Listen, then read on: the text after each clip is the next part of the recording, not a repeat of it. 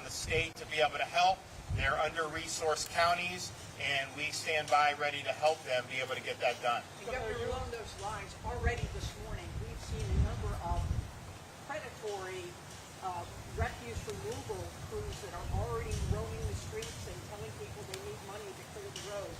What do you say about that? There's going to be times like these. There's always people that want to come up and try to scam you.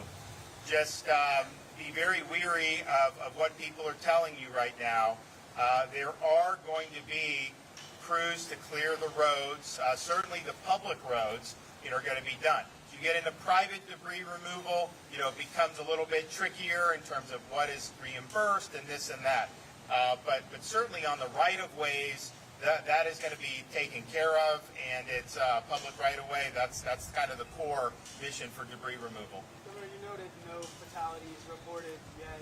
Was there anything on the planning and preparation side, local evacuation orders, et cetera, that might have contributed to what sounds like an encouraging statistic? So, look, we'll see as the day and tomorrow goes on in terms of what we are looking at in terms of fatalities.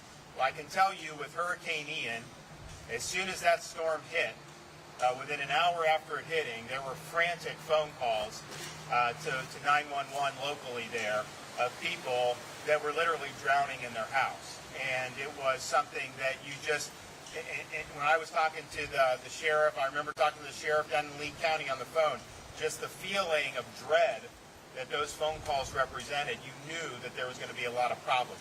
We have not seen that in the same way on this storm. And I think part of it is that when you see storm surge of that nature like we saw during Ian, I think a lot of people really heeded the warnings that their local officials issued, because you can't hide from the storm surge like in your house. Like if it comes and it's 10, 12 feet, you're gonna be in a world of hurt. And so it's not worth the risk. So I think a lot of people understood that you gotta run away from that water, get out of the area, get to higher ground, and you can hunker down in a safe structure. And that could mean saving your life. So I think a lot of people understood that. I think a lot of them did that. We obviously had really significant storm surge in both Cedar Key and Steinhatchee. And clearly the storm surge there was enough to potentially be life-threatening if people didn't take proper precautions. But I think most of the people did, and I think they probably really protected themselves and their families as a result. Governor, Florida State Guard, we saw some uniformed personnel with red hats. Can you give us any insight as to what the new Florida State Guard services they provided or anything they did? So the guys behind me here for our State Guard, they came in and they're assisting with damage assessments.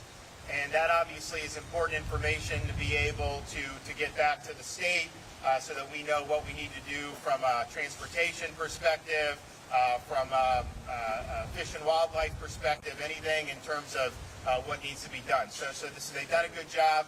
And of course we have many hundreds of National Guard just right here in Taylor County. This is kind of the ground zero deployment for them. And if there's more that's needed, we'll be able to surge more accordingly. We've activated 5,500 members of the Florida National Guard. We also have some of our members of the State Guard. And then we have 8 urban search and rescue teams. So we are well equipped to be able to respond to whatever comes down the pike today into tomorrow. And hopefully, we're hoping for the best. We're hoping that there's not going to be a need to use all those resources to effectuate rescue operations, but we'd rather be safe than sorry. Okay, we'll see you guys soon. Thank you. Where am I headed? Oh, yeah. You want to go right here?